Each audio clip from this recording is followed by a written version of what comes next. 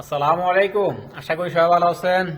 আজকে আপনাদেরকে দেখাবো ছোট্ট একটা বাথরুমের ভিতরে কিভাবে মাগাদ লাগে এবং কি মাগাদ আরবি দোনোটা কিভাবে লাগাইছি সেই জিনিসটা দেখাবো আপনাদেরকে। আশা করি পুরো ভিডিওটা দেখবেন। বাথরুমটার ভিতরে কিন্তু কোনো মাকসালা নাই, বাইরের সাইডে দুইটা মাকসালা দিয়েছি, কারণ ভিতরের সাইডে মাকসালা দেওয়ার মতো জায়গা নাই বাথরুমটার ভিতরে। তো বাইরের সাইডে দুইটা মাকসালা দিয়েছি, সৌদি বলছে এটা রোখাম মাকসালা করে দিবে বা পরবর্তী ডয়ার মাকসালা দিবে। তো ভিতরের সাইডে দেখায় আপনাদেরকে। সর্বপ্রথম ঢুকতেই দেখেন এটা হচ্ছে খালার ডুশ, মানে এটা হচ্ছে যেটা দিয়ে গোসল করবে আর কি, ঝর্ণার যে ইয়াটা এটা। আর এটা হলো যে আল্লাগি, যেটা দেওয়ালের ভিতরে ঝুলবে, এই যে দুইটা নাট দেখছেন, নাট দুটার উপরে ঝুলবে, নিচে ফ্লোরের সাথে কোনো কানেকশন থাকবে না।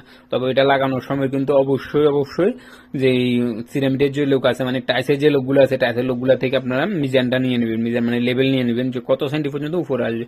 তো যত সেন্টিতে ওরা লেভেল দিবে, তো তত সেন্টি থেকে আপনারা উপরের দিকে মিজান করে তারপর যা লাগাইবেন, কত সেন্টি উপরে রাখবেন। ঠিক আছে, আসলে কত সেন্টি উপরে রাখবেন সেই জিনিসটা আপনাদেরকে বলে দেবো। তো এই আরেকটা মাসালা আরেকটা মাগাত দেখায়। আরেকটা মাগাত হলো যে এটা হচ্ছে মাগাত আরবি সাইফোন, এটা কিন্তু দাখিলি হয়েছে। আসলে দেখেন যে সাতটাপ যে জিনিসটা দেখেন, সাতটাপটা কিন্তু একবারে কাছাকাছি পড়ে গেছে। এই মাগাটার জন্য কাছাকাছি, এই মাগাটার জন্য কাছাকাছি।